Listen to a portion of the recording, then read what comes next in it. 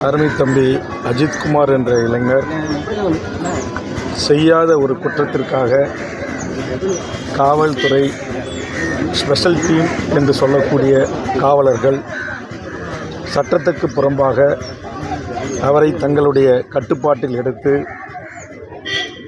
காவல் நிலையத்திற்கு அழைத்து செல்லாமல் தனிப்பட்ட இடங்களுக்கு அழைத்து சென்று அவரை மனிதநேயமற்ற முறையில் காட்டுமிராண்டித்தனமாக மிக மோசமாக தாக்குதல் நடத்தி அந்த தாக்குதலுக்கு உள்ளான அஜித்குமார் அவர்கள் அகால மரணமடைந்திருக்கிறார். இந்த மரணத்திற்கு காரணமான காவல்துறையில் இருக்கக்கூடிய அத்தனை பேரும் சட்டத்தின் முன் நிறுத்தி தண்டிக்கப்பட வேண்டும்.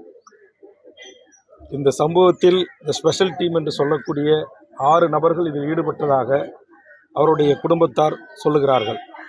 ஆனால் 5 கைது செய்யப்பட்டிருப்பதாகவும் ஒருவர் இன்னும் கைது செய்யப்படவில்லை என்றும் தெரிவிக்கிறார்கள்.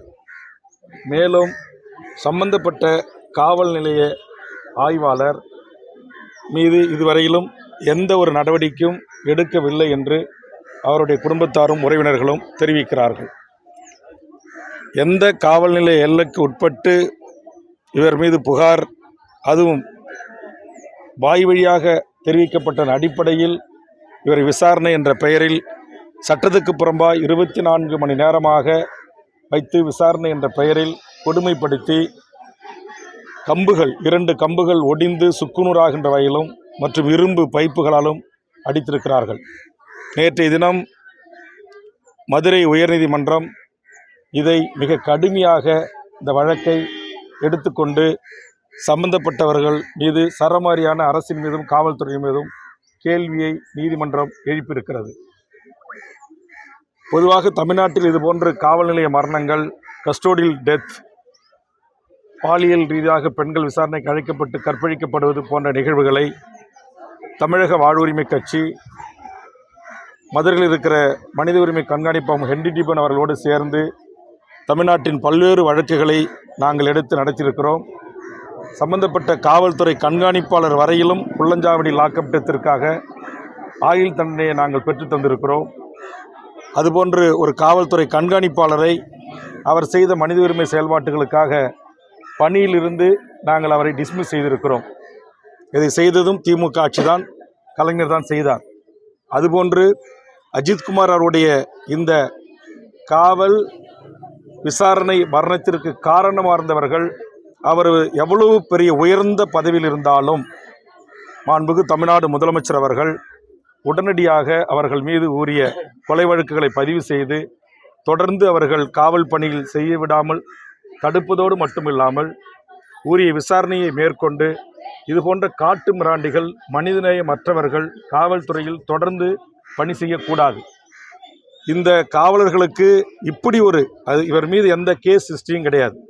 எந்த கொலை வழக்கு, வழிபறி, திருட்டு, ராபரி, பாலியல் வழக்கு எதுவும் இல்லாத ஒரு முதல் முறை குற்றம் சாட்டப்பட்டவர் தான், குற்றவாளி அல்ல.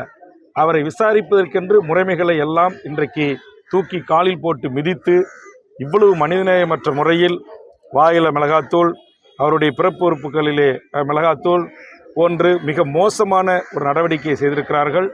ஆக இனி தமிழ்நாட்டில் இதுபோன்று காவல் நிலைய மரணங்களோ விசாரணை மரணங்களோ நடைபெறாத வண்ணம் மாண்புமிகு தமிழக முதலமைச்சர் அவர்கள் நடவடிக்கை எடுக்க வேண்டும்.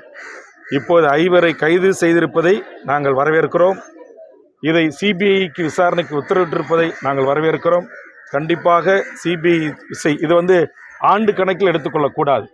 ஒரு 3 அண்ணா பல்கலைக்கழகத்தில் ஒரு பெண்ணுக்கு ஏற்பட்ட பாலியல் குற்றச்சாட்டு நிரூபிக்கப்பட்டு இன்றைக்கு எப்படி அவருக்கு ஆயுள் தண்டனை விதிக்கப்பட்டிருக்கிறதோ அதுபோன்று இந்த குற்றத்தை 3 மாத காலத்திற்குள் விரைவாக விசாரணை நடத்தி சாட்சி ஆதாரங்களை தயார் செய்து நேர்மையான முறையில் வழக்கை நடத்தி இந்த உண்மையான குற்றவாளிகள் யாராக இருந்தாலும் அவர்களுக்கு உச்சபட்ச தண்டனையை பெற்றுத்தர வேண்டும் தமிழக அரசு என்பதை நேரத்தில் வலியுறுத்தி, தமிழ்நாட்டில் காவல் மரணங்கள், லாக்அப் டெத்துக்கள், அதாவது விசாரணை கைதிகள் மரணம் போன்ற நடவடிக்கைகளில் தமிழக சட்டமன்றத்தில் நான் திமுக கூட்டணியில் இருந்தாலும் முதல் குரலாக எனது குரல்தான். இந்த 4 ஆண்டு காலத்தில் நடந்த துப்பாக்கிச் சூடுகள், காவல் நிலைய மரணங்களில் முதல் கவன ஈர்ப்பு தீர்மானமும் முதல் சட்டமன்றத்தின் குரலும் எனது குரலாகத்தான் இருந்து வந்திருக்கிறது.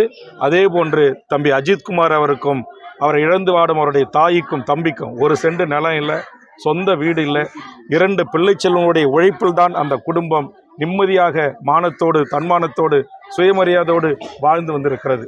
ஆனால் இந்த தாயின் கதறலுக்கு எவராலும் பதிலளிக்க முடியாது. ஆதலால் அரசு அவருடைய சகோதரருக்கு அரசு வேலை தந்ததற்கு நாங்கள் நேரத்தில் நன்றி சொல்லுகிறோம்.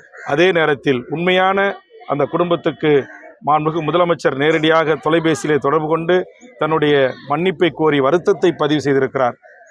அது உண்மையிலேயே ஒரு போற்றலுக்குரியதான். ஆனால் உண்மையான அந்த குடும்பத்திற்கான ஆறுதல் நீதி என்பது இந்த தவறை இழைத்தவர்கள் சட்டத்தின் முன் நிறுத்தி அவர்களுக்குரிய தண்டனை பெற்றுத் தருவதில் இருக்குது.